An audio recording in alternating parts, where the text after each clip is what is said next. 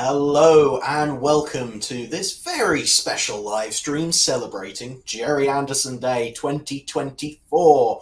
I'm Jack Knoll and I'm joined, of course, by Jamie Anderson. Hello, Jamie. How are I was you? waiting for a drum roll, Jack. Oh, sorry, no drums here. But how are you today? I'm very well, thanks. I've had a very nice day watching lots of lovely comments on the live streams and getting lots of lovely messages from people all over the world, which is great. Yes, it's I'm a very fantastic. happy We're boy. already seeing lots of comments coming in. Hello from Arkansas. Hello from Finland. Everybody is here to say hello. So thank Hello. you very much for your comments. Great to see you all joining us. Some people coming in straight off the back of the last live stream. So that's great to see. I hope you've all had a wonderful day. Just enjoying all the different Anderson treats that have been on show. It's been a really fun collection of all sorts of different things that went into that. So yeah. Really, and this is another treat, Jack. This is yet another treat. Yes, exactly. We've got lots and lots of great stuff lined up for tonight's stream. All the news, exclusive previews. We've got clips. We've got games. All sorts of stuff. It's a really packed schedule, so we best keep moving on. So we'll start with today, Gerry Anderson Day. We do this every year on April 14th. Jamie, tell us why April 14th is a special day on the Anderson calendar. Oh, well, that's very easy. Thank you for being so gentle to start me off, Jack. 14th of April, well, it was Dad's birthday. He was born in 1929 on the 14th of April. And so what better day? I mean, there's all sorts of world whatever days. So a few years ago, I figured, well, why not have a Gerry Anderson Day? Because there's so much of his legacy that means so much to so many people. It just felt like the right thing. And the really lovely thing is that the whole Ander fandom seems to have really kind of taken it into their hearts and they just do it anyway now, which is lovely. Yeah. Obviously, we do things like put together the broadcast and live streams and lovely T-shirt modeled by Jack Knoll there and all that sort of stuff. But even just, seeing people just start talking about it a few days before and saying nice things on the day and that they're celebrating is brilliant. So we just want to make it as welcoming a day as possible and to celebrate as much as possible. Yeah, well, everyone has really been enjoying today's broadcast. It's been really good fun. So lots of warm wishes, everyone wishing us well as we head into today's live stream. So, of course, keep your comments coming in. We love to see them. The theme that we've kind of really been focusing on for this year's Gerry Anderson Day is kind of using it as an opportunity to welcome new fans into the mix. Of course, we love all of the dedicated Gerry Anderson fans out there who've always been watching, the likes of Thunderbirds and Stingray and all the rest of them. Of course, we love them, but we want to meet more of them. We want to hear from new fans who maybe aren't so familiar with your dad's productions. Maybe people watched Thunderbirds as a kid in the 60s or the 90s or the 2000s or whenever it was. Maybe they made the foolish mistake of growing up and leaving it behind, and now they're ready to come back and say, wow, look at all these amazing puppet shows and live action shows, and wow, it's all really, really good. Maybe you've been watching episodes on ITVX or Talking Pictures TV or just wherever Anderson shows are streaming in your part of the world, and you've looked at the back catalogue and gone, wow, it's a lot here. I don't know where to start. Well, we're going to be kind of talking about where some good jumping on points are. And, a little bit later on in the show, we'll be having a quick tour through all 18 Gerry Anderson television series. So stay tuned if you do want to learn more about that. So, I think, Jack, I'm just going to jump in there and say, yes. I think entering any fandom anew can be a bit daunting. Mm-hmm. But I think that the Anderson fandom is one of the most welcoming. Oh, great timing there with Willow, probably one of our most welcoming contributors. Yes. It's one of the most welcoming communities on the planet in terms of sci-fi and genre. And much like having a shelf full of books to choose from, if you want to pick up a particular Anderson show and give it a try, you don't then just have to sit through it and endure it. If you don't enjoy it, there's so much variety from across 6 decades of material that you can put one down, pick something else up elsewhere. And the nice thing is, I think people tend to find that once they find their show, they fall in love with that one, and then maybe there's some that are adjacent. If it's Thunderbirds, obviously Stingray and Captain Scarlet are very adjacent to that. If it's Space 1999 UFO, and dare I say it, Space Precinct, possibly. But whatever it is, once you find your show, I think then if you revisit the others or try more, you'll see things in those shows that link back to the one that you love. So if you are starting anew today and you find something you really like, enjoy it. And when you're ready, make the leap to the next thing, because as Jack said, there's 18 series and a whole host of other stuff for you to enjoy. Exactly. And, if you are already an Anderson aficionado, you can help guide people towards what your favourite show is. And just maybe you can get us some new fans that way. So also, just make sure you're sharing this live stream on social media with your group, and let them know that we're on, and we are going to be talking all about all things Gerry Anderson tonight. And you can't stop us. We do have a lot of stuff to talk about that's coming up in the next few months, and we want as many people involved as possible with that. So, yeah, share, post comments, all of that business. We love to hear it. Now, Jamie, just to build upon that theme a little bit more, I believe that you received an email into the Gerry Anderson podcast, which you host every week with Richard James and Chris Dale. But you brought it along to this stream because it's an example of exactly the type of thing we're talking about. Do you have the email from Mr. Matthew Alderman Harris? I do, yes.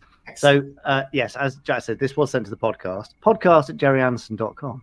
In fact, I think there's the live version of the podcast is going out concurrently with this, so we may lose some people now you've mentioned the podcast. Never mind. But Matthew wrote in, and yeah, I just love the email. So Matthew said, "Hello, Jamie, Richard, and Chris. I thought you would be interested to hear that my friend Kate and I organised a Thunderbirds evening with our friends Tom, Ben, Hannah, David, Josh, Naina, and Becky. We watched the episodes Security Hazard and Terror in New York City, and I'm happy to say that they all loved it and were very impressed by the puppetry, the model work, and the music. In fact, they enjoyed it so much, we're probably going to organise another one.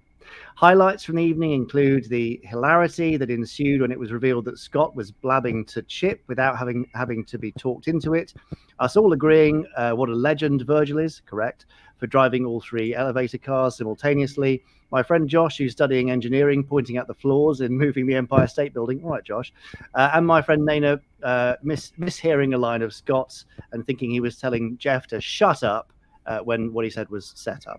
I've attached a group photo, which you guys have now seen, of us and me dressed as Virgil, as I had to wear my uniform for this get-together, FAB, from Matthew Alderman Harris. So I just love that because, I think despite the amazing quality of Thunderbirds and so many other Anderson shows, they could so easily be relegated into sort of, that's 60s telly, that's for old people, that's for people in their 50s and 60s, or maybe the 90s kids. But no, I mean, Matthew and his mates there, they are clearly another generation finding it and enjoying it. And I just love to see it. It's brilliant. Yeah, no, it's fantastic. It's absolutely the type of thing we love to hear. So if you have any similar stories about how you've shared the shows with your friends and family, please let us know. We always enjoy hearing it. So now, talking about childhood nostalgia and things like that when it comes to Thunderbirds and Captain Scarlet, UFO, dare I say Joe 90, we'd love to hear all about that. And in order to inspire some of those memories, we're actually joined by one of Anderson Entertainment's brilliant content producers, Mr. Ben Page. Hello, sir. How are you this evening? Oh, hello. Sorry, I've cropped the screen You can't see I the was, I was just landing my Thunderbird. Sorry. Hello. Okay. How are you? We're Happy doing Gerry Anderson Day. Thank you Happy very GA much. Day, Ben. Ben, Yes, tonight you have been assigned with a very, very particular task. I have indeed. So in our last live stream, we were talking about our favorite Thunderbirds vehicles, and well, the debate got very, very heated, and It did. Ben was responsible for championing Thunderbird 4, which is International Rescue's little yellow submarine. And part of his argument for why Thunderbird 4 was his favourite, Ben showed us all this drawing. Ben, how old were you when you drew this? It was last week, wasn't it? Well, it was a few minutes. No, this is a childhood drawing of mine. Thunderbird 4 was my favorite. As you can see, I'm a naturally gifted artist, and this evening I'm going to try and replicate this exactly. No, I'm going to try and improve on this slightly.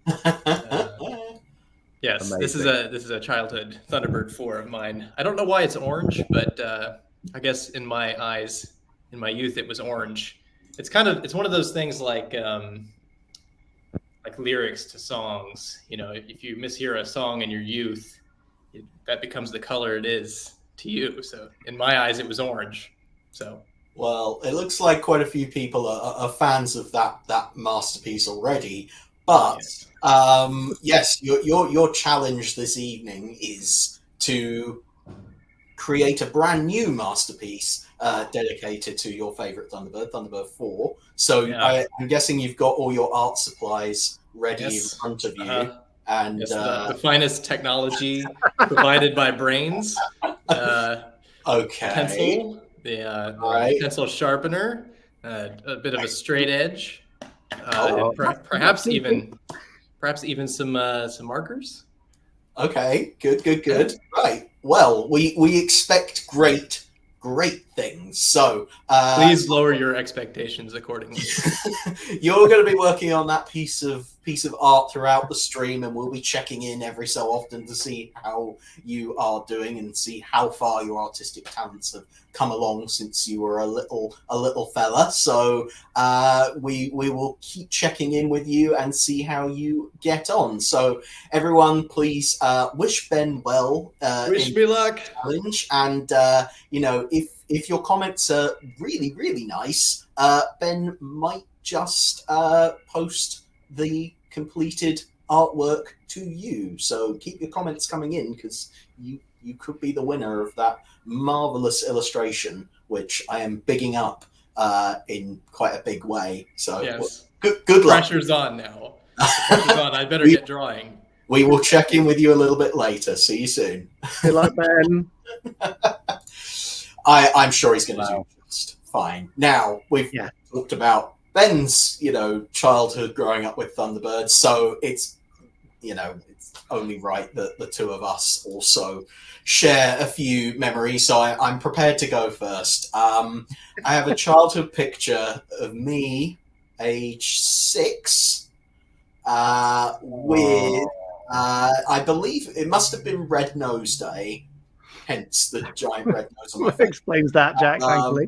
I would hope so. Anyway, lovely Thunderbirds jumper there. Lovely set of orange curtains. Don't know what inspired that choice, but the exciting thing for me, at least, is the Thunderbird 3 toy that I'm holding there, and the Tracy Island in the background. I have this is the exact one that I'm holding in that. I still have it. Considering I've moved halfway around the world, in the intervening years, I still have it. It's still very important to me. So that's me sharing my childhood nostalgia. Jamie, your situation is unique, let's say, to a lot of people. The way you grew up with all your dad's shows is obviously quite different to everyone else. So I wondered if you could talk us through, photographs like this. Gosh. What's going on here? So I think this must be kind of an in-between-mas period, like, between Christmas and New Year. I mean, for anybody wondering what I'm on about, where I appear to have turned my back on some rather beautiful Thunderbirds collectibles in favour of a TARDIS console toy in front of me. Whoopsie. As Clip 24 pointed out, that's the Dapol TARDIS, I believe. Yeah, and maybe the Tom Baker. I can't quite tell. So. And there's a K9 in there as well. So, yes, for those that didn't know, I was a massive Doctor Who fan, which Dad described as the greatest tragedy of his life. Yes. Well, unkindly. Tells me that your dad had some involvement in this next photo from the same collection. You have indeed turned your attention away from your Doctor Who toys and are looking very excited to have Thunderbird 2 in your hand. I am very excited to have that Thunderbird 2. No, it wasn't forced or anything like that. No, I can tell by the smile that this is not forced. And the Thunderbird 2 is unendingly, relentlessly cool. That never changes. So this photo, of course. But now you've obviously let down my rubbish clay skills there on the left. Which it's weird, isn't it? I remember trying so hard to make that thing look like Thunderbird 2, and instead it just looks like a door wedge. But that being held there by young me with a little bit more hair than now, next to Dad holding, I think that's Richard Gregory's Thunderbird 2, probably from the Swinton Insurance advert, I suspect, which is a beautiful, beautiful model.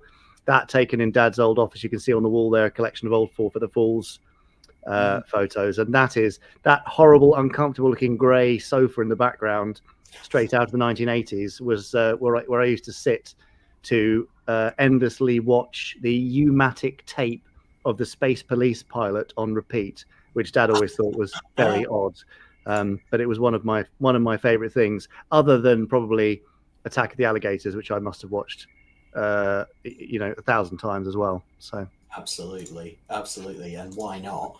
Please say no. Please say you haven't got any more of those pictures.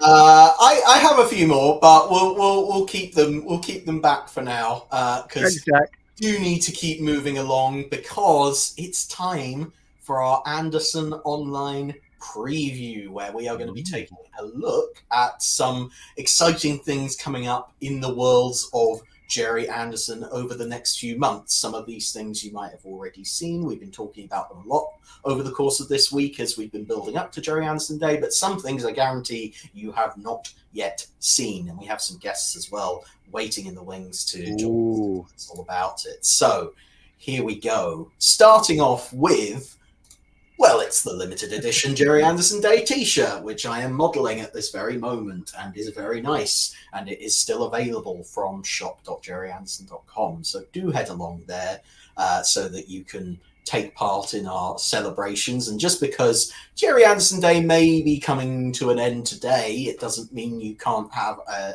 magnificent t-shirt to commemorate the event. I will say, very comfortable shirts, by the way. Oh, Jack, you could easily get a job on QVC with skills like this. Thank you very much. Now, what I will jump in there with is that this is it. So we introduced this logo for the first Gerry Anderson Day, and we kept it the same for the first few years. But because it's Stingray's 60th anniversary this year, I really wanted to make sure we put Stingray front and center, and that's why Stingray is front and center, and why it's the green variant, because that's the green's our color for Stingray. Across all the brands. So yeah, it's rather lovely. And as I said to you before we went on air, I'm quite jealous because I haven't got one. Well, you need to sort that out immediately. I will when I get home. Good.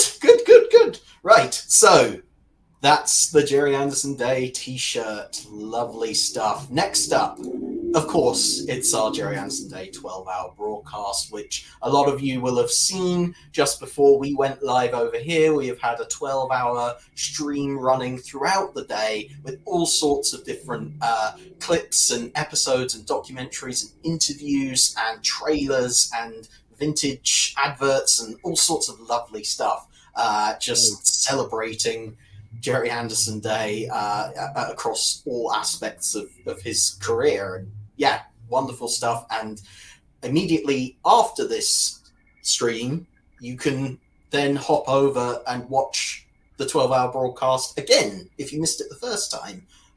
So if you missed it the first time, don't worry, you'll be able to catch up and watch it all over again.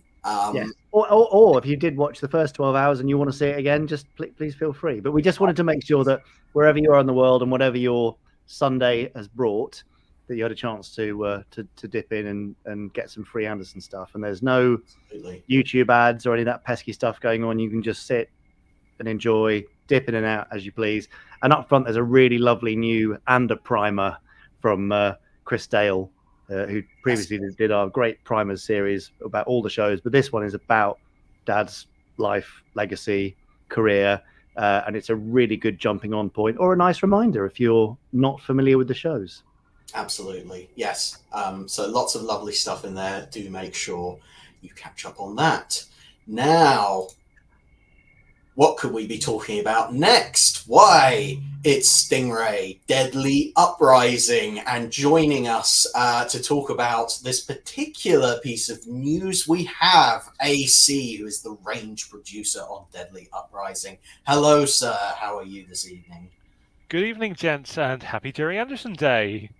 Happy Gerry Anderson Day to you. So, Jamie, Deadly Uprising, sum it all up for us in as few words as possible. Go. 60th anniversary, multi-platform narrative, Titan very naughty, very scary story. Stingray might not make it. Very there good. You go. That's it. That summed it up beautifully. Now, for those of us who don't know, maybe you can explain exactly what a multi-platform event is, because we've seen more and more of them coming up in the world that we live in. All sorts of franchises and stories are being told in a multi-platform way, but what exactly does that mean? Well, I mean, I could throw AC under the bus here, but I'm going to leave that for later. No, I've always been a really strong proponent of taking stories to people where they like to enjoy their media. So some people love comics, some people love audiobooks, some people love novels. There are myriad ways to enjoy these things. And now for the first time, thanks to our deal with ITV Studios, we are able to tell new Stingray stories, new stories across all Anderson IP, in fact. And they are all set within original television series continuity and canon. So these are new and official. And to celebrate that and to celebrate the 6th anniversary, I wanted to do one of these multi-platform events, also called transmedia events by some people. You may have seen them done by the BBC, Time Lord Victorious, for example, a few years ago. And it's a way of telling a big sprawling narrative across multiple media. So in this case, novels, audiobooks, comics, and a live event. And for all those bits, if you are just an audiobook person, you can just get the audiobooks and you'll be able to enjoy them on their own for what they are, and you'll have a great time with it.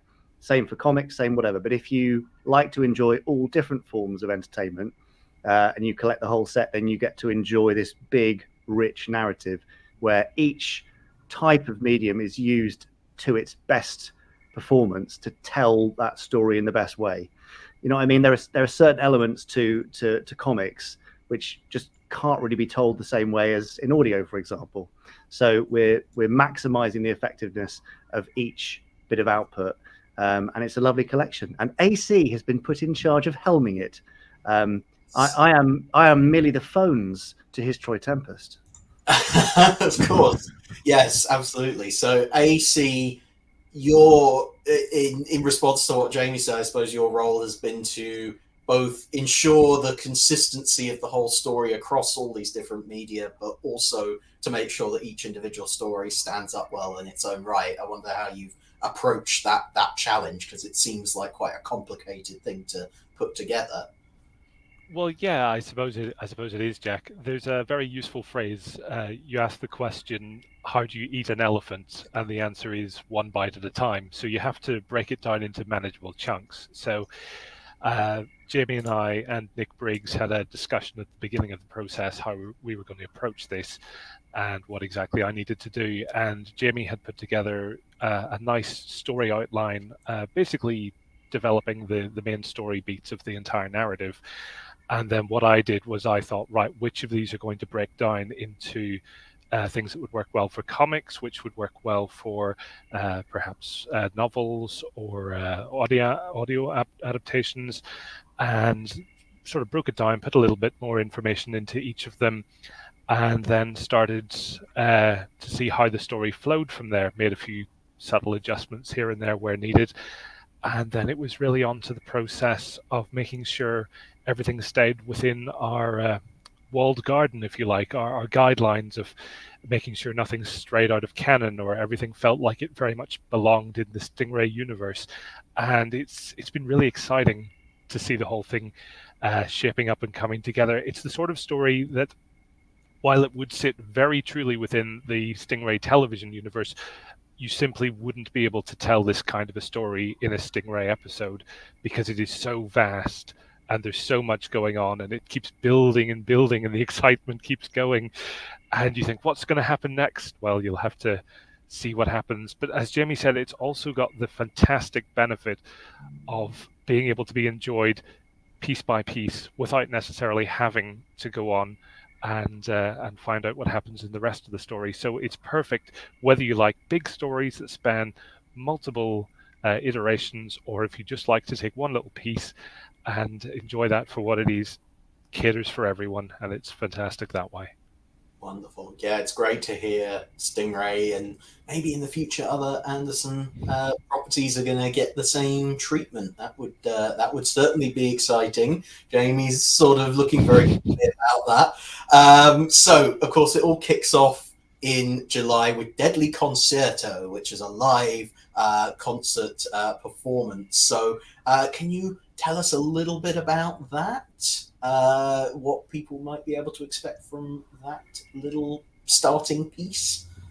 Well, I shall do my best. They will experience enjoyment, action, a little bit of Stingray flair.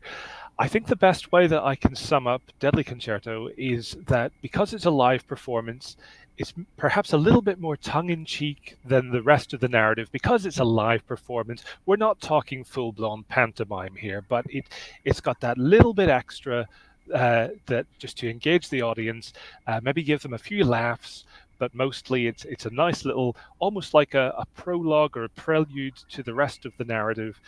And if you're there at the concert, you're going to have a very good time, and it's going to just put a little Stingray flair to the concert that's going to be so appropriate for the 60th anniversary, I think. Yes, so as many people as possible, if you can make it along to the Standby for Action concert, which we might just be talking about in a moment, do head along, because yes, that's where this big Stingray event is kicking off. Although I believe it's being talked about that possibly we might be able to make it available elsewhere, maybe in the future, for people who do miss the concert. That's beautifully vague, Jack. If they are foolish enough to not come along to the concert, which, I mean, sadly, I'll be one of those people who will be stuck at home.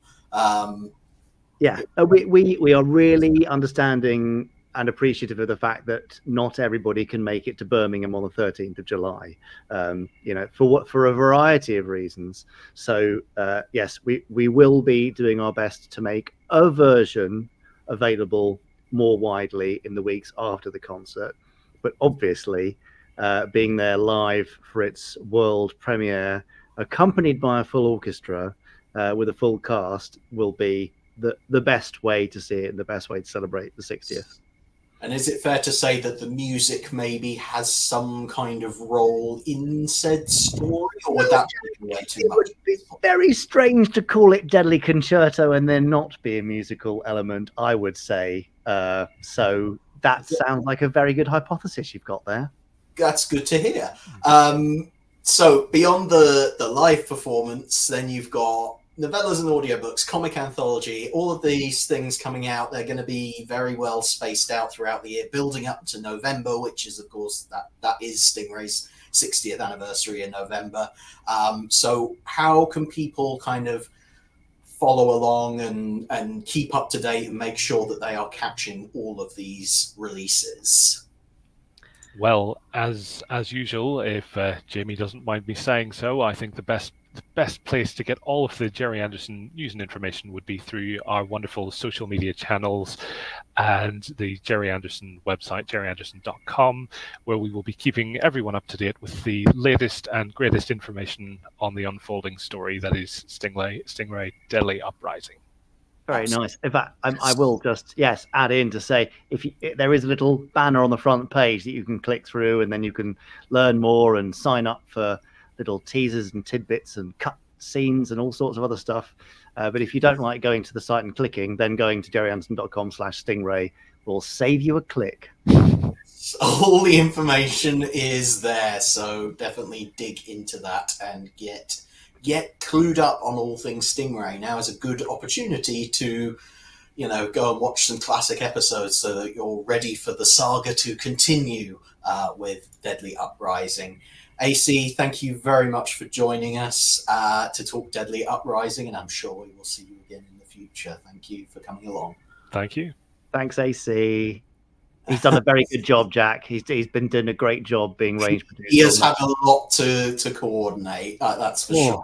Yes. Lots of really, really good stuff to kind of get to grips with. So, talking of the concert, we are now going to talk Stand By for Action 2, which is on Saturday, the 13th of July, 2024 at the Symphony Hall in Birmingham. Jamie, what inspired you to bring back the concert from last year, Stand By for Action? It wasn't last year, it was 2022, wasn't it? 2022, yeah.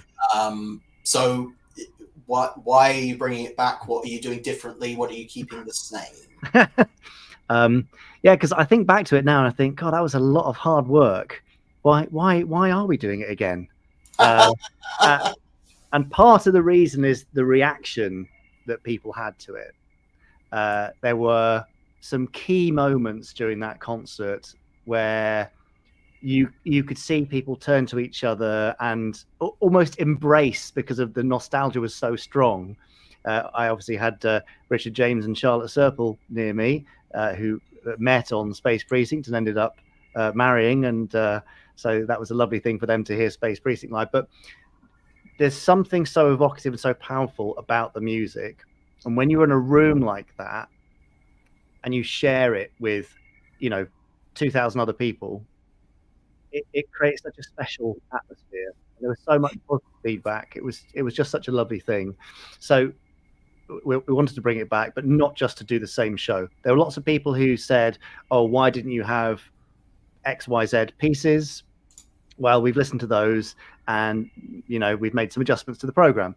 The last year's program was very much, or 2022's program, sorry, was very much chronological. It was a tour from the 1950s to 2005, stepwise throughout, and we covered most of the themes.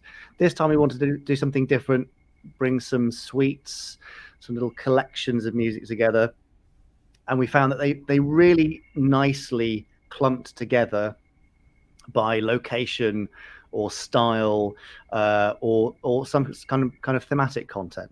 So it's a really lovely thing. And then obviously we've got Deadly Concerto in there as well, which I'm very excited about, which has musical interaction.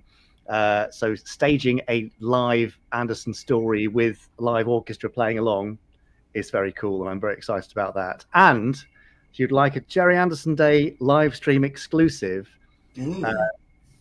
by popular demand, yes, the 0X theme will make an appearance at Stand By for Action 2.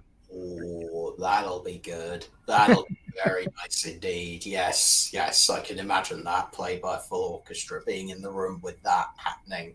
It's part of a lovely suite, which I was sent a couple of days ago by the arranger, and it's beautiful.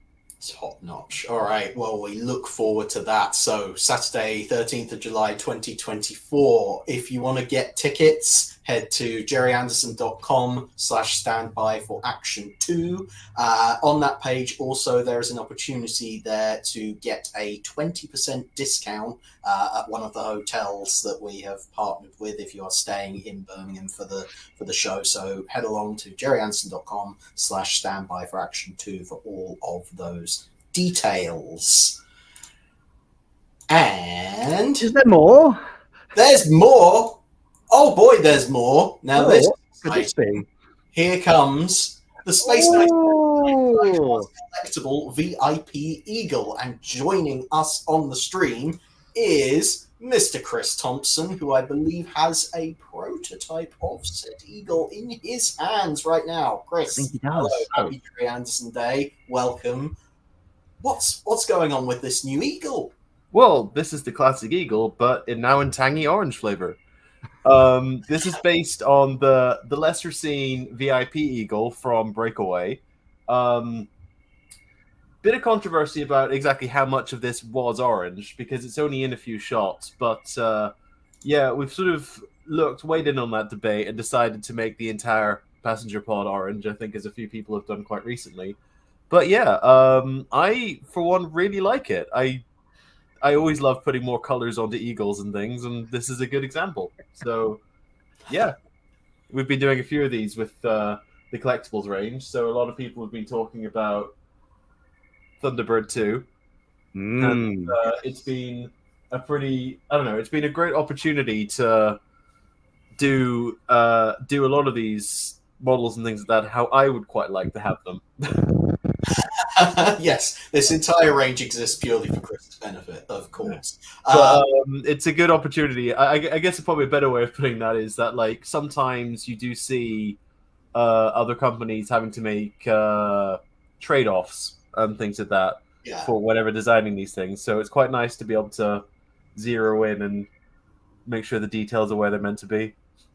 Exactly. Yes. So this has been beautifully, designed by you to look as screen accurate as is possible, and it nicely continues on the range of Eagles that we've already seen. So that the standard Eagle transporter and the rescue Eagle, with the lovely packaging by Marcus stamps. So I'm a huge fan of beautiful look. Also, the launch pad looks marvelous as well. I can imagine having a whole row of these would just look very, very nice on a shelf indeed. And I assume, because I'm no expert on Eagle variants, I'll just say that right now, but I assume that there are more to come.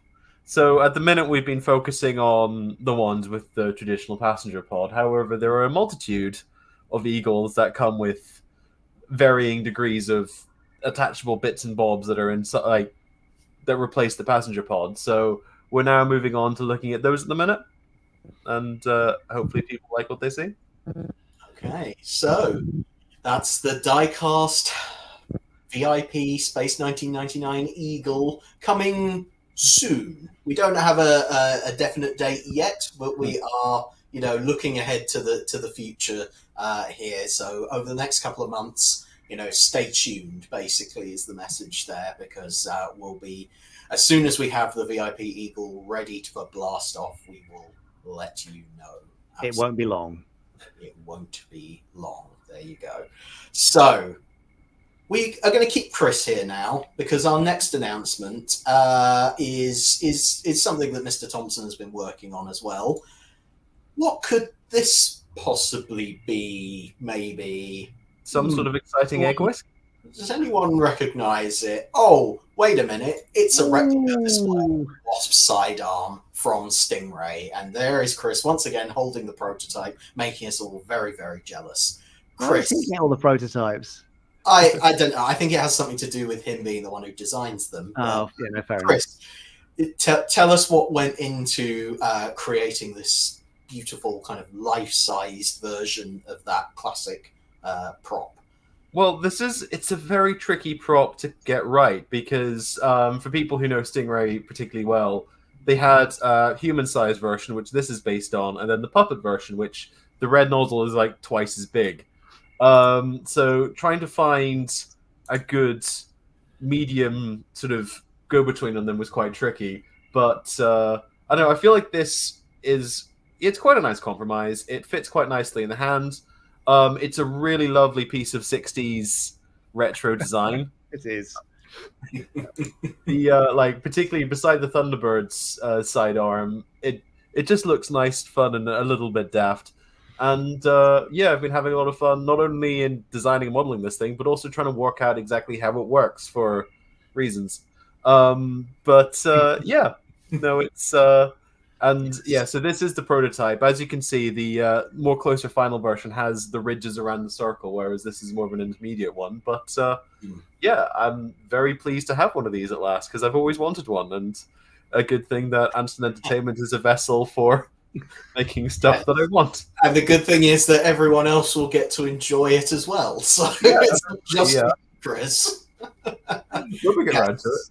Yes, so that's another item that is kind of coming up in the near future. It'll have a nice display stand and no doubt be decked out in the finest, Stingray 60th anniversary packaging as well. Of course. It looks absolutely marvelous. I am very excited for that particular item. So thank you very much indeed, Chris, for joining us and sharing with us all of those lovely items. And we look forward to seeing them, even closer up in person at a later date. There you go. Oh, there's a nice. Oh, okay. Oh, don't get me so excited. That's thank you, Chris, and we'll see you soon. Bye bye. Alrighty. So there we go. That was our Anderson Online preview. And, hang on. I'm calling Chris back in all of a sudden, because I believe before the live stream, we did just confirm there is maybe one more thing that we could tease very last minute. I thought I did tease it subtly. I mean, he teased it a little bit. Oh, but too teasy, Chris. Go heavier on the tease. Or not teasy enough. So as you know, we've been doing these technical manuals for a while, and people seem to like them. So I think it's about time for a fifth one. If you guys can possibly work out what that fifth one is, it's probably quite obvious. But in all seriousness, Stingray is one of my favorites, and this is one of the manuals I wanted to do from the very start. So I basically jumped onto this one straight after Fireball, and I'm having so much fun. Excellent. Well, great to hear that you are working on that, and yes, people are pleased to hear that Stingray is going to be next in the technical manual lineup. So not really much of a surprise there, but needless to say, we're all looking forward to it. So I'm absolutely thrilled that in the year 2024 we're getting new Stingray content. So exactly. Who would have thought it, eh? That's what we like to hear. So, Chris, I'll let you enjoy your Sunday evening now. Thank you for jumping back in again. Bye, Chris. That fully now was the Anderson Online preview. So, I hope everyone has been enjoying that. I'm going to call back in Mr. Ben Page now. And see how his artwork has been going along. Looking increasingly frazzled, Ben. I'm almost completed with this masterpiece drawing of Stingray. I'm really glad you guys asked me to draw Stingray. Wait, it was Stingray, wasn't it, that I was supposed to draw? We asked for the yellow one. What's it called? That yellow. The yellow Stingray? Oh, you mean Gabriel from the Secret Service? The yellow Stingray. Maybe it was that. Yeah. Oh, right. I think it might have been Thunderbird 4, possibly. That. Oh, yeah. Yeah. Sorry. Well, I guess I'll have to go back to the drawing board. I've almost started, as you can see. Stand aside, Lee Sullivan. Oh! Forget about Frank Bellamy. I think he's been underplaying this a bit, hasn't he? There's a new kid in town.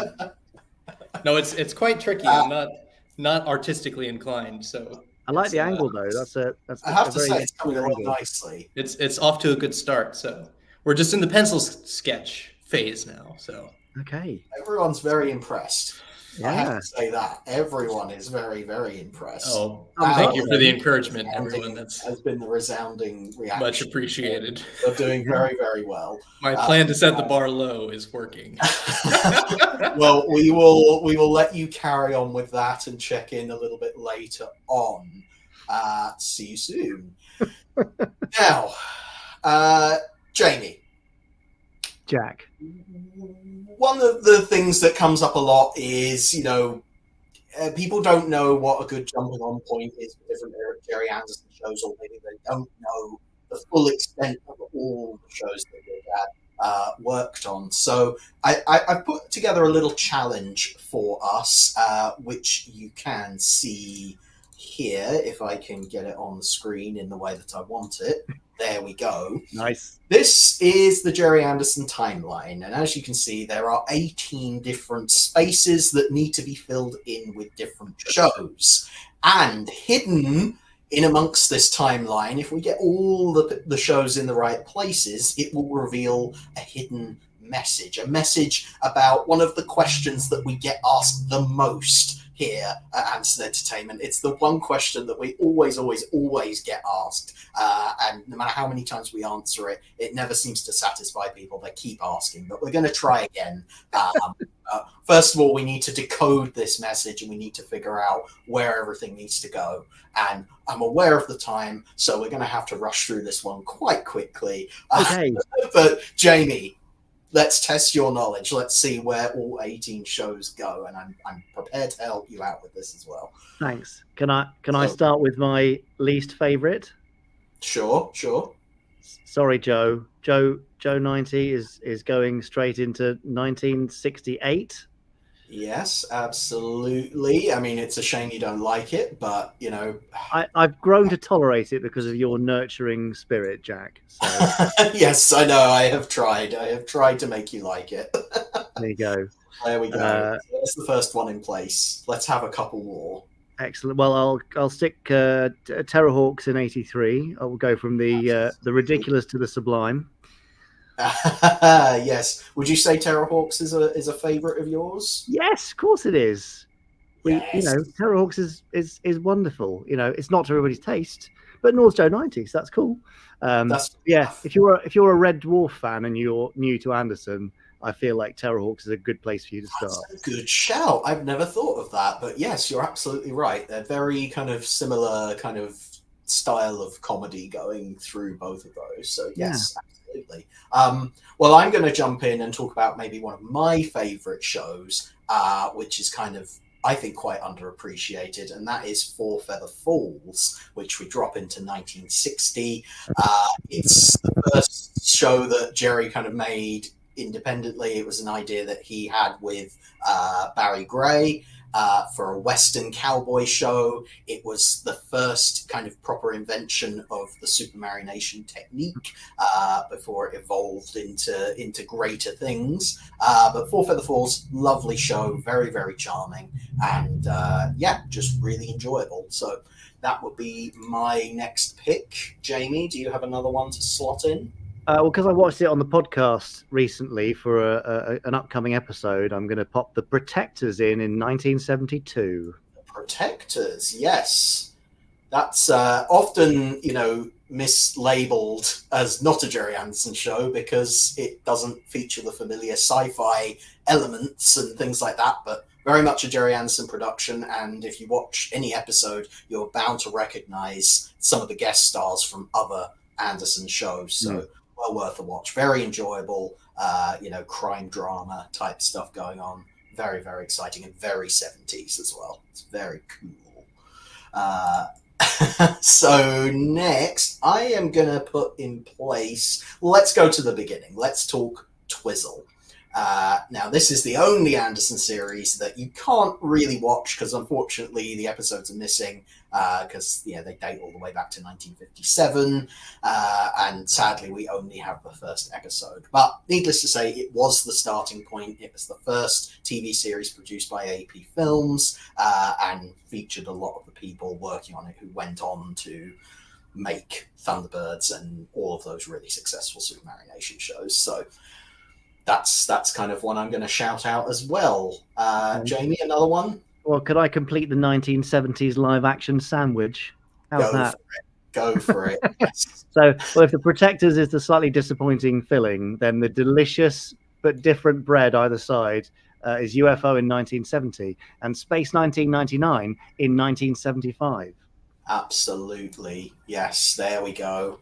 And you've also spelled out a few letters there. FAB. I wonder what that would involve potentially. But yes, 1970s very much Gerry's kind of live action era. He'd been making puppet shows throughout the 60s, and then he got the opportunity to realize his dream of making big live action productions, and well, it certainly delivers on that. I think all three shows do, but perhaps UFO and Space 1999 to a greater extent definitely brought kind of Gerry's big screen ambitions to the small screen. So can't say better than that.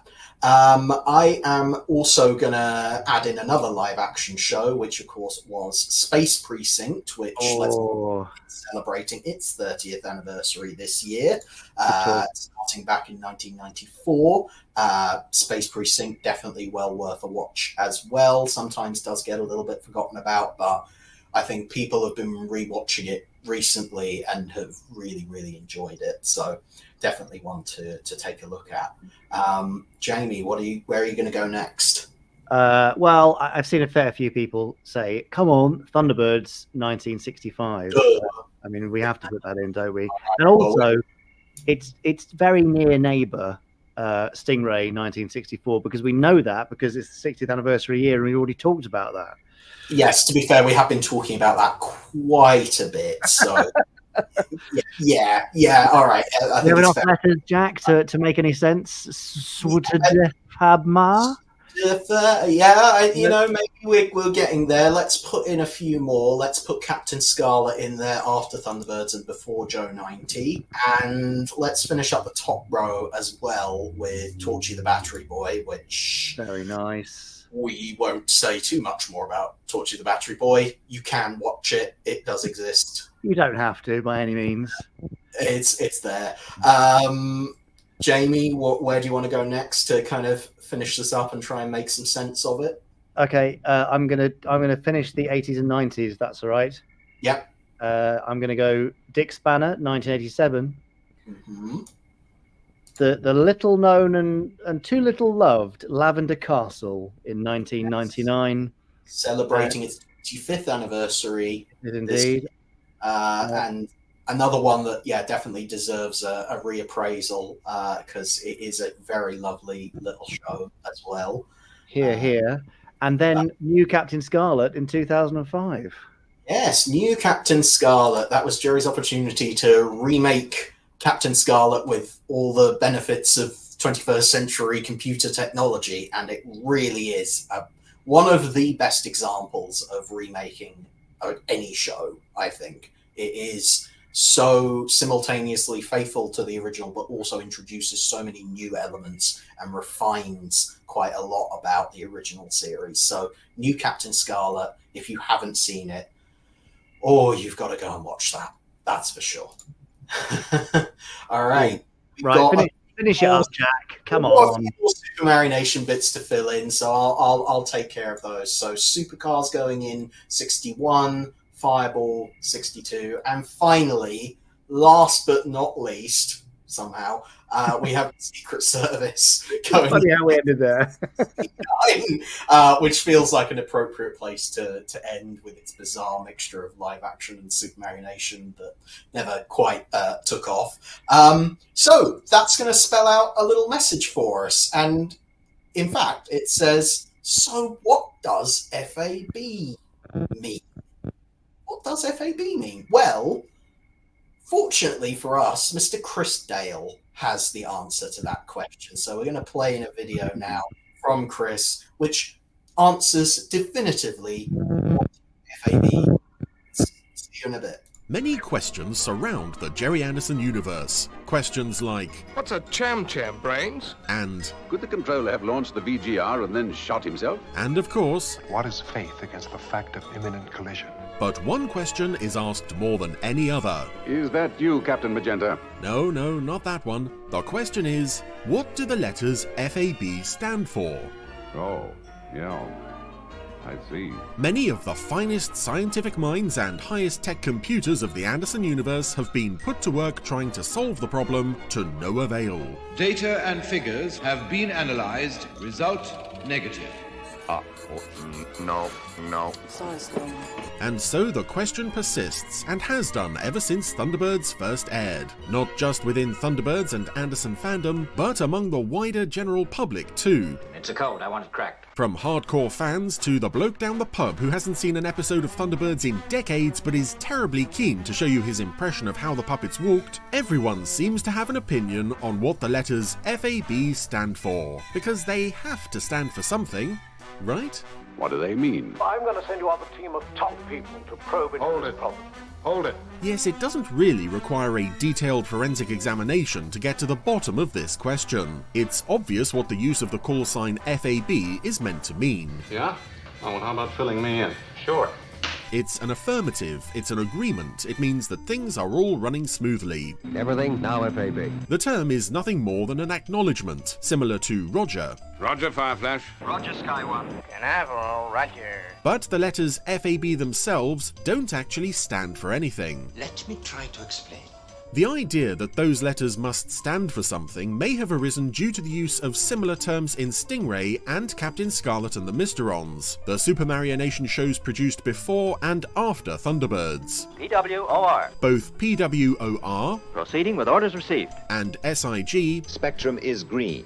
It means everything is fine. are clearly acronyms used as a useful shorthand for a sequence of words that basically mean affirmative. SIR, spectrum is red, means the opposite. Since Thunderbirds uses the letters FAB in the same way, surely those letters must also stand for something, right? Not necessarily. No, FAB is a slightly different thing. The analytic mind seems to be hard at work again. Despite its futuristic setting, Thunderbirds was a product of the mid-1960s, where everything was fab and groovy and way out. in need of a term to serve the same function as PWOR without wanting to rely on a simple affirmative, the Thunderbirds team adopted the letters FAB to reflect a popular slang term of the era, fab, short for fabulous. Is the accommodation to your liking, Pink Joe? Thank you, Mr. Margaret. It's most comfortable. Oh, I think it's fab. Fab? What is that, Susan? Well, it means wonderful. It's a word we often use on Earth. Unlike those terms heard in Stingray and Scarlet, FAB was not devised as an acronym, nor did anyone who worked on the show ever attempt to define it as one. I think I know what it means. If you take the first letters of each word... Joe. It was just understood that those three letters didn't stand for any three particular words, just an abbreviation of fabulous. Oh, how fabulous. In later years, the Thunderbirds cast and crew, including both Gerry and Sylvia Anderson, denied that the letters ever stood for anything beyond a simple abridgment of fabulous used as an acknowledgement. At the time that Thunderbirds was made, the word fabulous happened to be in fashion. So everything was fabulous, and it was the in word, so FAB was short for fabulous. However, that hasn't stopped fans from discussing the matter at length or attempting to create their own acronyms over the years. I was afraid that might happen. Some of which sound credible, and some of which just sound silly. CIG. Champagne is go. Two possibilities in particular have been circulating for many years, although nobody quite knows how they started. These are fully advised and briefed, or fully acknowledged broadcast. Yeah, I don't like the sound of that. Both of these sound reasonably suitable, in that they at least accurately reflect the spirit of the term and its usage. Have you been drinking?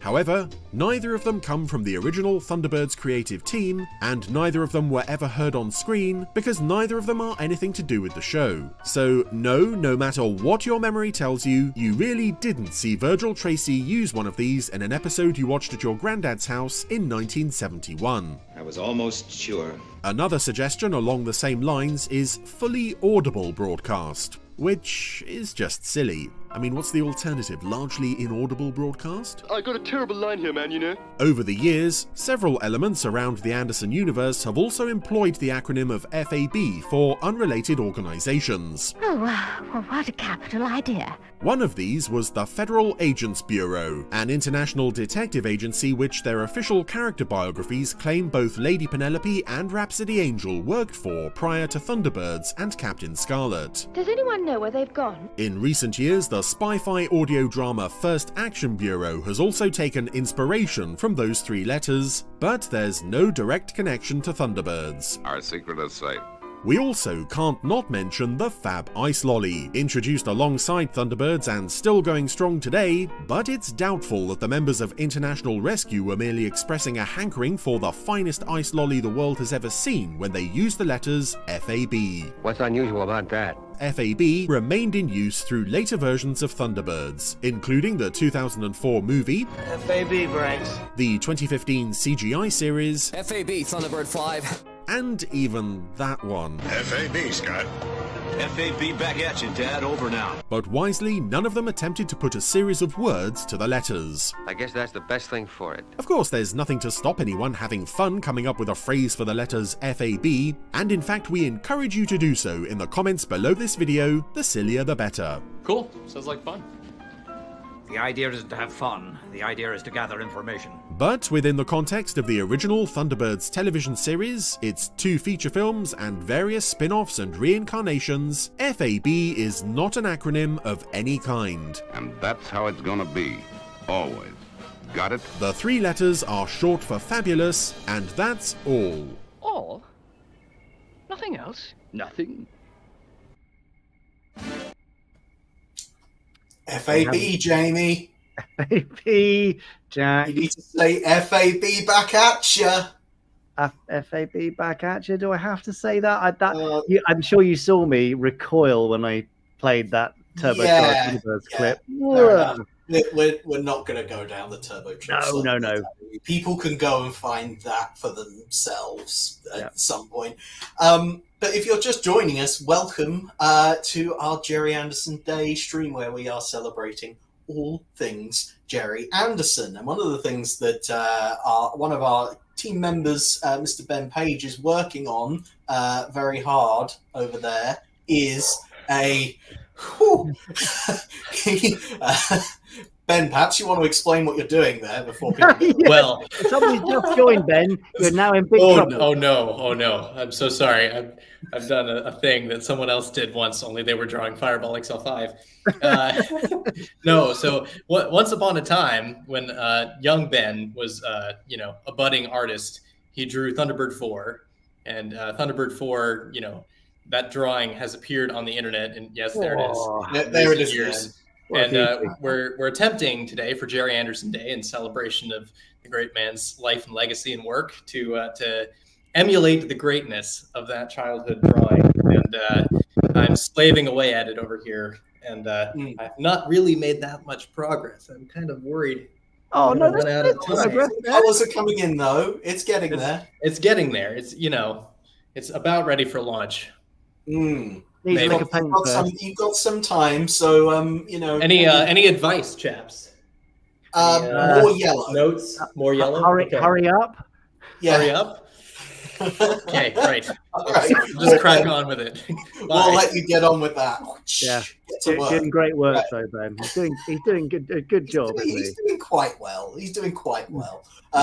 Yes. Well, while Ben's slaving away, it's time for us, Jamie, to play a few games. Yes. Now we're going to play one of my games, and then we're also going to bring back an old classic from previous live streams as well that I'm sure fans who've been around for a long time will remember very well. But don't worry, if you're new here, it's easy enough to join in and you'll get the idea. But first, we're going to play this little beauty. Anything can happen in the next half hour. Anything can happen. Anything can happen.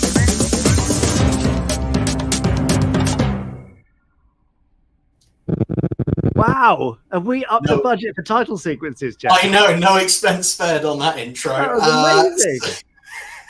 If you're not familiar with Anything Can Happen, it's a very simple game where I play in a clip from a particular Gerry Anderson show or some other relevant clip, and we just ask the question of what happens next. And we look forward to your suggestions in the comments. Now, Jamie, I've been a little bit cheeky. I've kind of danced around the brief for this one because it's not actually a clip from a Gerry Anderson show, but I thought, as it's Gerry Anderson Day, it would be appropriate to maybe have an appearance from your dad, the man himself, Gerry Anderson. Okay. So what I have here is a clip from 1992 of your dad being interviewed by none other than Frank Sidebottom. Now, for those of you who don't know, Frank Sidebottom is a comedy character, very fairly popular in the 90s anyway, who had, among other things, he had a TV show called Frank Sidebottom's Fantastic Shed Show. And possibly the most distinctive feature of the character was the fact he wore a large papier-mâché head. And he also, talked like this. He was from Timperley. But one of the other aspects of the character was he was a big Gerry Anderson fan. So he was very excited when he got the opportunity to interview Gerry on his show. And much madness ensued when that happened. And your dad was very good and he played along. So I've got a clip here. And I'm going to play it in. And then all you have to do is try and guess at what happens next. I believe that you have been making some new films recently. Some new stuff we're going to see on the telly. Yeah, there's one series being made in Russia at the moment. Well, what you don't actually know is that I have got a clip of it, right? And we're going to show now, for the first time ever, on television, a brand new clip. What, from my picture? From Gerry Anderson's brand new picture. Have a look at this. So, Jamie, going to put you on the spot now. That Russian show that is being discussed, 1992, this interview was aired, and it looks like Frank is getting ready to show a new clip. So, what do you think is going to happen? Well, one might think it was GFI that was being made back then, a little clip from that ill-fated show, which very few people have seen, thankfully. Yes. But I just feel like with Frank it'll be something else, Jack. Potentially, yes, but I just very much enjoy your dad's reaction of, are you serious? Yeah. You could sense at the time that maybe he wasn't entirely thrilled with the prospect of a clip being aired without him knowing about it. Or was he just playing along? I don't know. He does look quite awkward there. So I'm really not sure. When he came home from that shoot, he brought home a load of Frank Sidebottom badges for me. Wow. Yeah, which are nice. Actually, I probably still have somewhere. But I don't think I've ever actually seen the interview. So. We've kept people waiting quite a while. A lot of people do think that some people thinking he's going to show the Super Thundersting car parody sketch. That's a good shout. But yes, some people think that it might just be the GFI pilot. Some people calling for its release. Trust me, Rob. For your own good. Trust me, you don't want to see it. It's... Yeah. Anyway, maybe we'll get to see a clip right now. So here is the reveal. I believe that you have been making some new films recently. Some new stuff we're going to see on the telly. Yeah, there's one series being made in Russia at the moment. Well, what you don't actually know is that I have got a clip of it, right? And we're going to show now, for the first time ever, on television, a brand new clip. What, from my picture? From Gerry Anderson's brand new picture. Have a look at this. Right, see? What you're doing now. Oh, that looks scary, doesn't it? I perhaps ought to explain to the audience that we were a bit short of money on this. Oh, well, yeah. Is that done with strings or special effects or what? Well, we had to do it with hands because... Because, I mean, it looks very low budget. Well, it was, yes. We can't get the same budgets these days as used to. You know? I'm only joking. It was my film, really. Did it impress you, that? I'm glad you said that because nobody clapped. Nice. There we go. So I think it's fair to say your dad was playing along quite nicely with that. I like your sense of humour there. I'm glad you said that because nobody clapped. Yes. That's a very dad. Very polite way of saying that wasn't very good, was it? As Jim says, savage. I think that sums it up.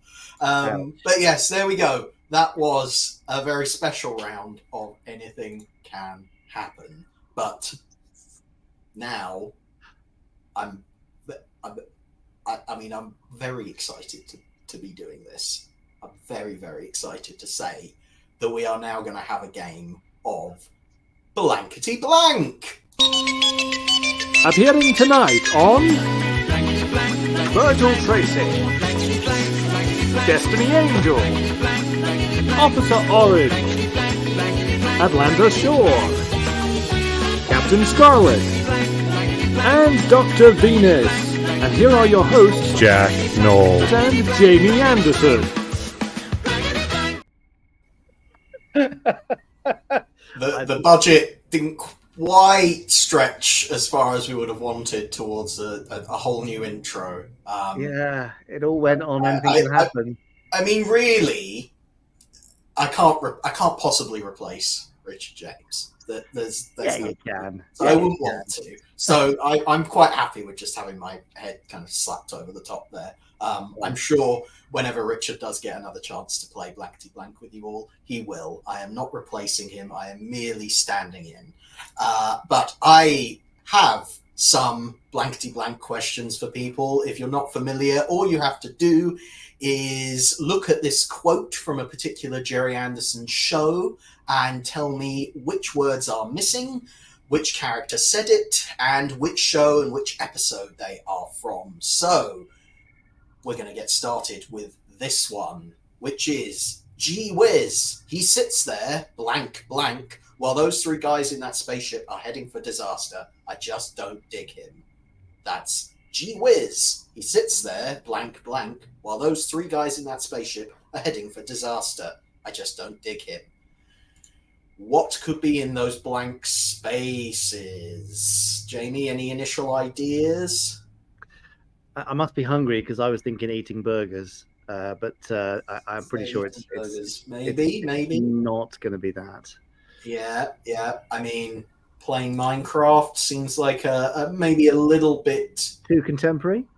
A little bit too contemporary. I mean, assuming that Minecraft is still around when Thunderbirds happens, I guess, maybe, but it's unlikely that in the 60s they would have predicted it. 60s, 70s, 80s, who knows? Tone 720 there, Jack, has suggested doing nothing. That would fit.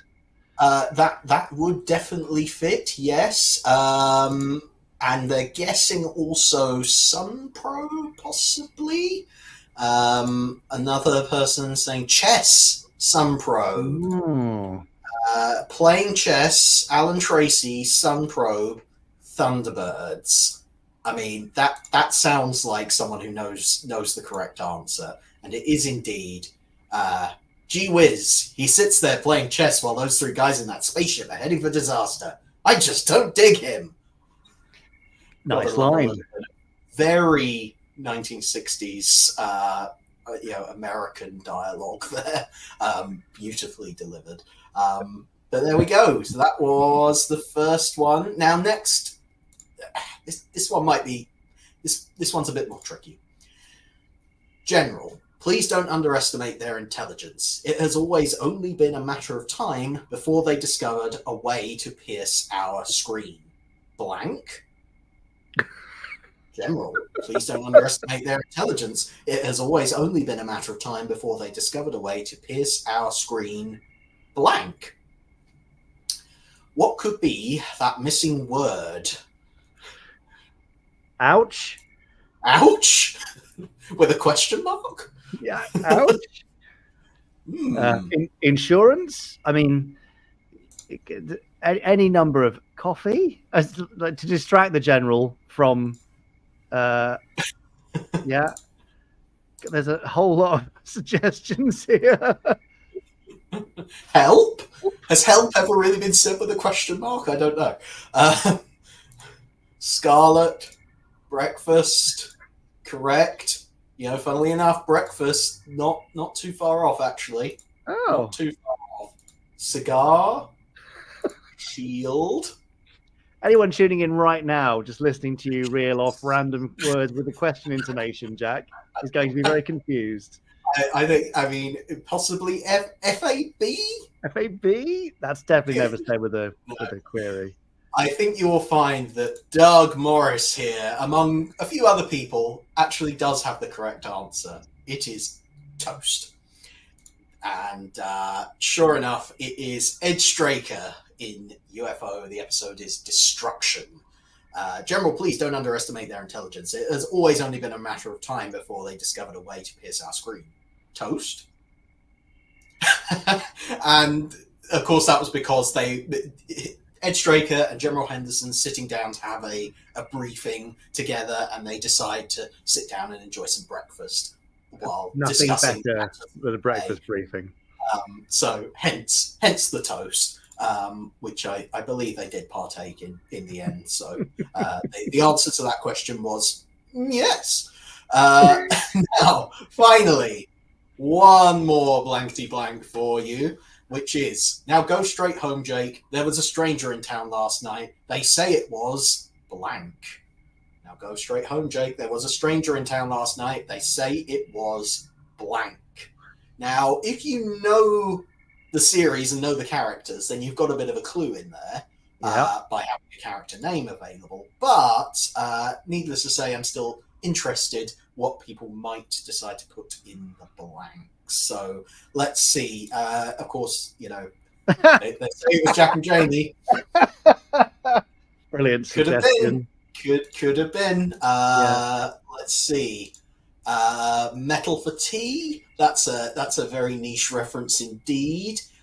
Jack the Ripper. I mean, that's quite dark. Jamie's doppelganger, possibly.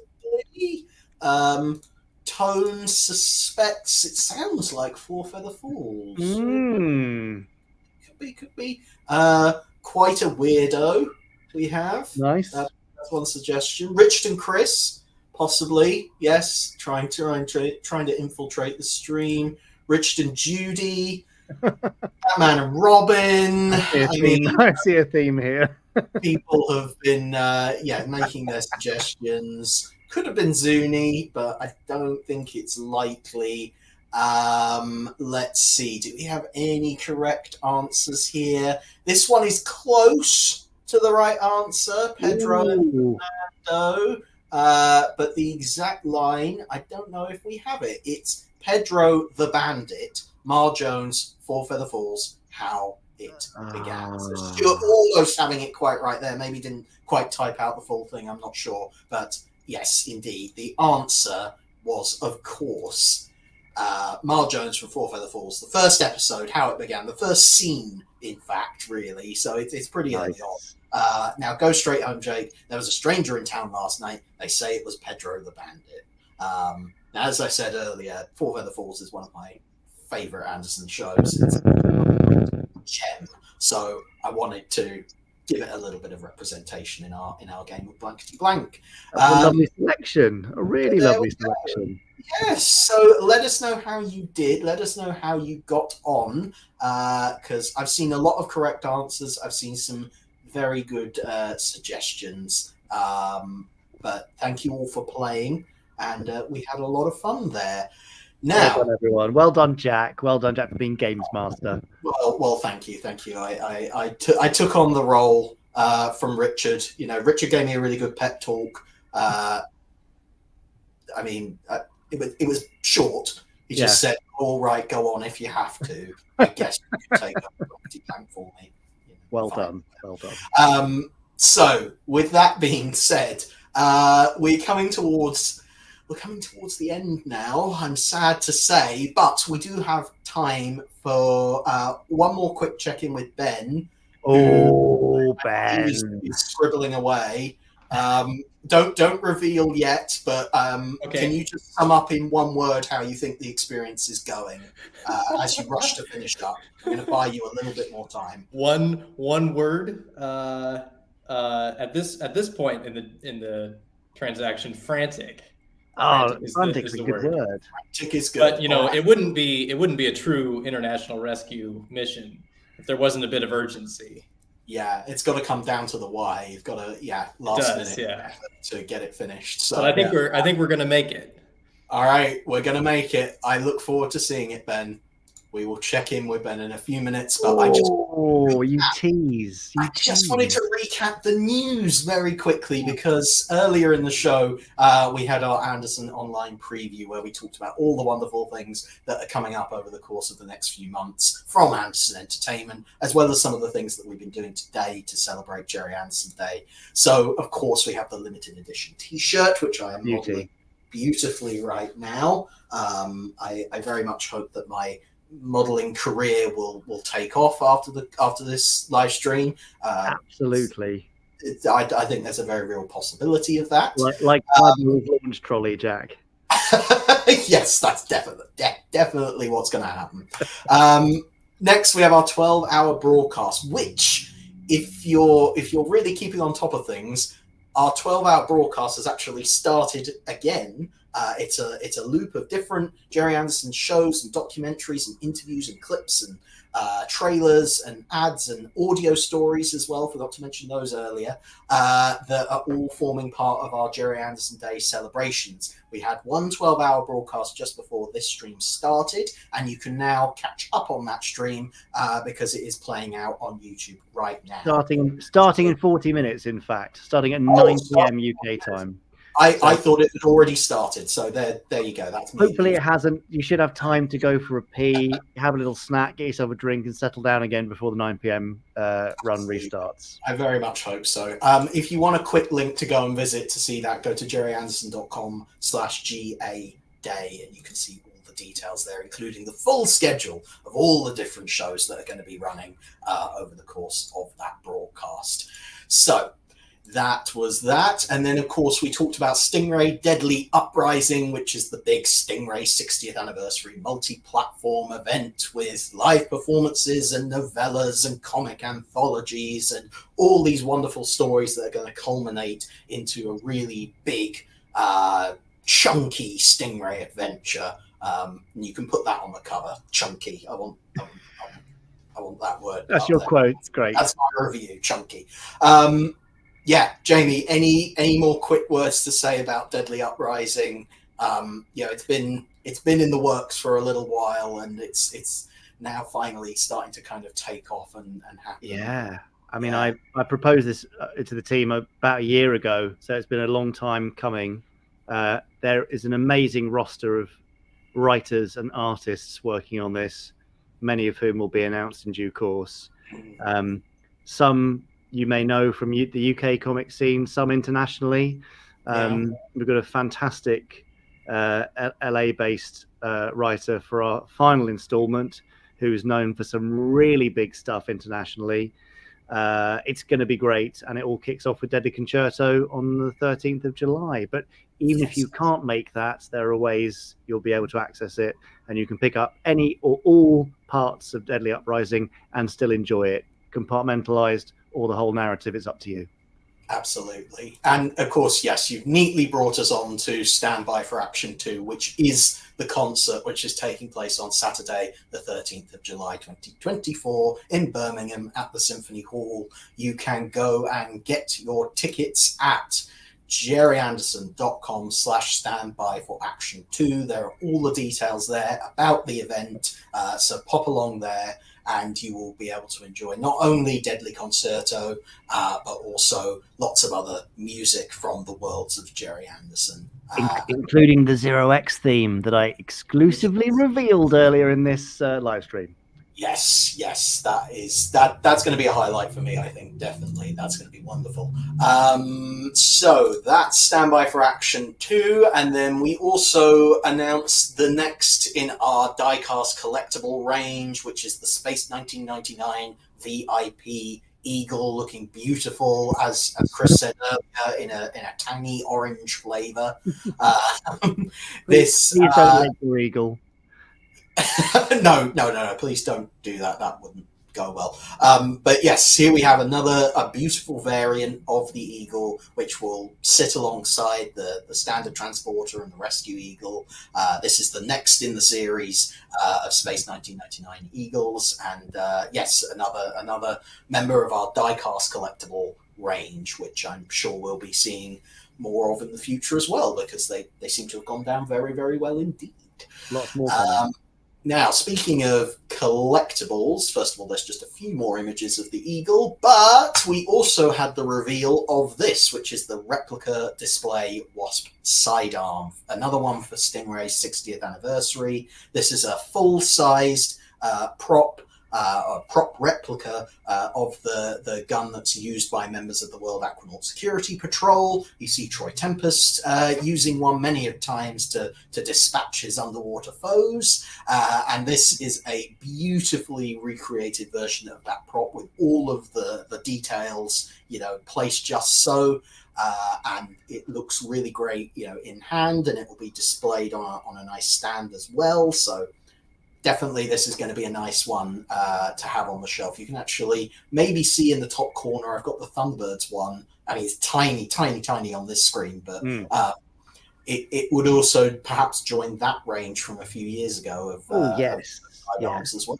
It does. No, and Chris and the team have worked really hard to scale this to actually be held by a human, because Troy's hands kind of big and bulky, and so trying to make this the right size in real life has been a real challenge, but the guys have risen to it really well, and it's lovely. It's perfect. It is very, very nice. So that's just some of the things that you can look forward to in the coming months from Anderson Entertainment, and it's been a real pleasure to preview some of these items with you over the course of this evening and this very, very fine Gerry Anderson day that we've all been enjoying. As a reminder, please do make sure to welcome new fans into the community.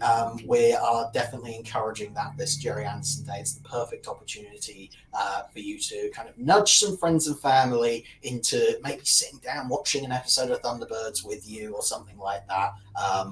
I can't think of a better time to do that. And I'm saying all of this to buy Ben precious seconds. Well, do you want me to buy him a few more seconds, Jack? Will that help? We could buy him a few more seconds. It's only going to be like 30 seconds. But maybe he needs the time. I don't know. He's looking quite pleased with himself. I think he might be ready. Something has emerged from my pen. I don't know what, but hopefully it's somewhat Thunderbird. Well, let's take one more look. So if you're just joining us, Ben has been creating a new version of his famous Thunderbird 4 illustration from his childhood. Yes. And we challenged Ben all these years later to come up with a new version of this that we might just be giving away to someone out there who's watching right now. The adrenaline is real coming down to the wire, and I'm just so excited. Ben's been working very, very hard on this, so let's get his. Is this the moment? This is Big the moment. Reveal. It's Thunderbird 4-ish. Ben, so, that's pretty good. I'm convinced I could do better in more time, perhaps. I think he might have redeemed himself, Jack. I think he very much has, yes. That is incredible. I'm very, very happy with that. It's somewhat emerged. I'm quite pleased with it as well. I think Absolutely. given the time and given my, obviously you've seen what I've drawn in the past. I think there's been some improvements. So yes, just to remind everyone one more time. That's the before, and the colors, for one thing, are much more accurate this time. True, yeah. It's amazing what having a little bit of photo reference will do to provide accuracy. No, that is incredible. Well, Ben, make sure that you sign that. Yes, because that will triple its value, I'm sure. We've had lots of lovely comments from people who have been supporting you all the way through the stream and telling you what a fab job you've been doing. That's great. Thanks, guys. All sorts of people. So I was wondering if you had the opportunity to glance at some of these comments. Maybe you wanted to pick out a winner from someone who's watching who will receive your beautiful illustration. I was drawing so frantically that Andrew wants to know where Gordon is. Can't believe you've forgotten to draw Gordon. Yes, I started to draw Gordon, and then I thought to myself, "There's only 30 minutes left. I don't think I can get into the details." I don't know if KO's saying that you're sexy or TB4 is sexy or what, but I don't know. I'll take it either way. Thanks for that. I will say flattery gets you everywhere. Yes. Lots of people saying very, very nice things. Gordon's alive, of course. Add a fish. Yes, of course, that's the one detail that's missing. I added a few bubbles just in the interim there.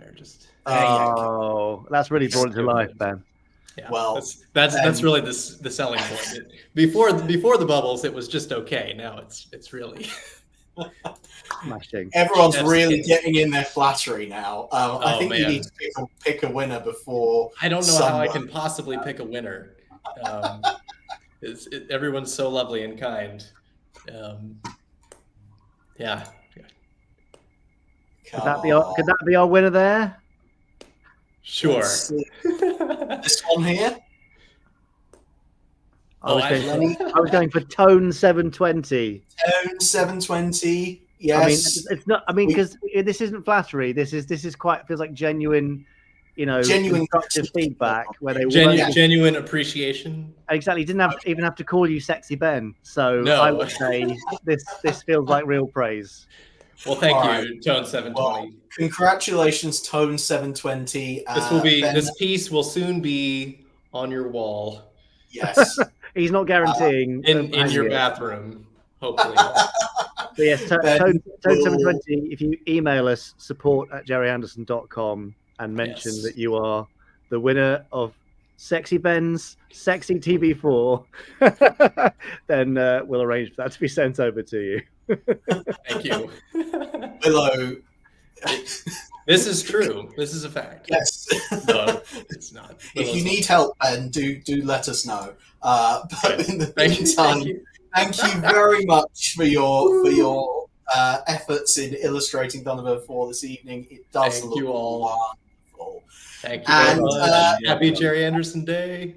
That basically is the end of our show this evening. So I have to say a big thank you to Ben for his work. I have to say thank you to Chris and AC for joining us as guests as well. Thank you, Jamie, for coming along as well and co-hosting. And thank you to everyone as well who's been watching. We very much enjoyed your comments all the way through this evening. And we heartily recommend that you go and take a look at the other Gerry Anderson Day stream that is happening very shortly, or possibly right now. We're not sure. In 28 minutes' time. There you go. All right. Well, thank you very much, and we will see you again soon. Goodbye for now, everyone.